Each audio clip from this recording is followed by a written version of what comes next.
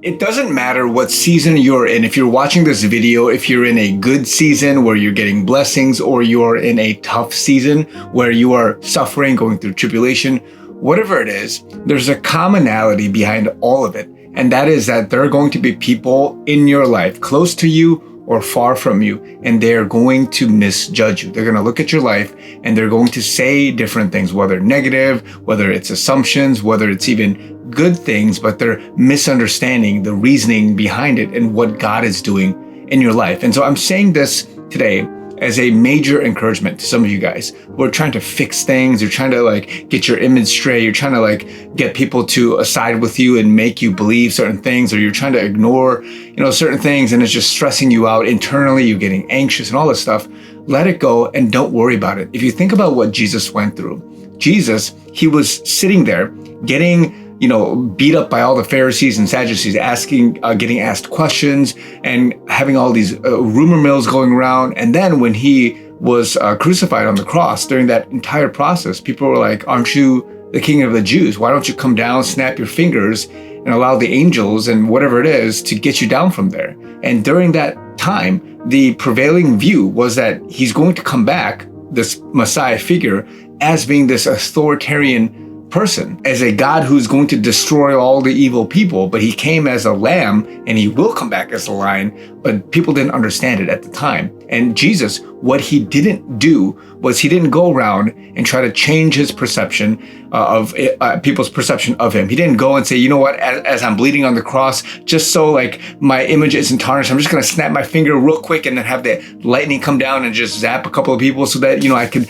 kind of get my image straight and be like, hey, you don't understand it right now, but I am the God. Let me just kind of give you a little magic show, and then I'm going to go back to the cross and do this. Or he didn't sit there and try to force his story on somebody. He didn't say oh, well, you know what, I have to die and then sacrifice my sin, this whole, and he didn't do any of that. He sat there, he took it, he went through the whole process. He didn't stress over it. He didn't try to get people to correct this whole thing. He didn't go on this PR campaign to try to fix everything. He went, he fulfilled his purpose, his calling, and he gave God the glory in all of it. And so I want to encourage many of you guys today. Some of you guys are so stressed over things. Some of you guys are so caught up in, the comments. You're so caught up in, my family, my friends are thinking this. A lot of people are giving you advice hey, why are you unemployed? Why are you this age and you haven't done this yet by this time? Hey, you're not supposed to be in this situation. Or why did you say that? What is your decision behind it? Or why are you doing these things? And they're attributing certain standards and a character and all these things from what they think is right to your situation. But really, if you are confident and you have a relationship with him and this is the direction that God wants you to go, and you just have to stick to that, then all these other voices, all these other things where you're trying to manage the opinions, you're trying to make sure your resume looks clean, you're trying to make sure that your image isn't tarnished, and you're doing all this navigating, is not necessary. And you just have to let it go, and you're going to experience that. God, even purposefully, as a test to you and to your obedience, he will put you in a situation where you have to be on full public display. All of the dirty laundry, all of the situation, it's going to look bad intentionally to them, such that it would test you and your character, but also in some sense test them, and they would learn, maybe if they so choose to, in their way of perceiving you and your situation, or just the world. The same happens for anything, any news event, any political thing, any world interpretation of something. This is happening all over, but specifically for your life, all these people, they're going to come in, they're going to have you see it, because God purposely puts you on display, just like how he put Christ on display to test other people, but also to test Christ himself. If you think about it, Christ himself was tempted and tested by Satan, yes, but also in some sense by the Lord, because Jesus even says, if it's your will, may this cup pass from me. But Jesus, he went and fulfilled his destiny. He didn't cave. He didn't say, you know what, this is too much pain. This is too much going for me. I'm just going to snap my fingers, have the legion of angels come down, wipe everybody out, and we're just going to start this whole millennial kingdom and Armageddon right now. I'm going to save people right now through my death and destruction. He didn't do that. Instead, he went and fulfilled the promise, the prophecies of the Bible. He went and became what he was, and now he's going to come back.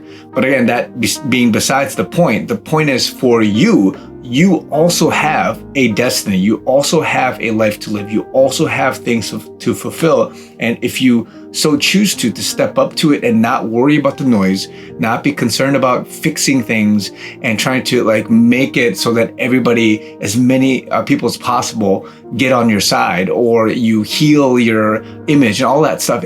None of that stuff matters. And you will have to go through that, such that God will give you the reward. He will open the doors. He will give the breakthrough. And once you're past all of this, then you will see the fruit. You'll see that in hindsight, it was necessary either to sift out people, relationships, situations, to divide the wheat from the chaff, or whatever it is that needs pruning or cleaning up in your life. And so you just gotta let the process work out. God knows exactly what you're going through, and he wants the process to play out. And so let it play out. So be encouraged, guys. You guys know this is my last day, 40-day inspiration series. I'm going to wrap it up. I'm going to come out with some more series, but at the same time, you guys know I've been trying to advocate for my fundraiser. I would love your support. We're not there yet, but me and my team need all the help that we can get. You guys know I'm doing a personal ministry here, as well as business opportunities, and we're trying to fight legal battles. A lot of costs are needed. I need to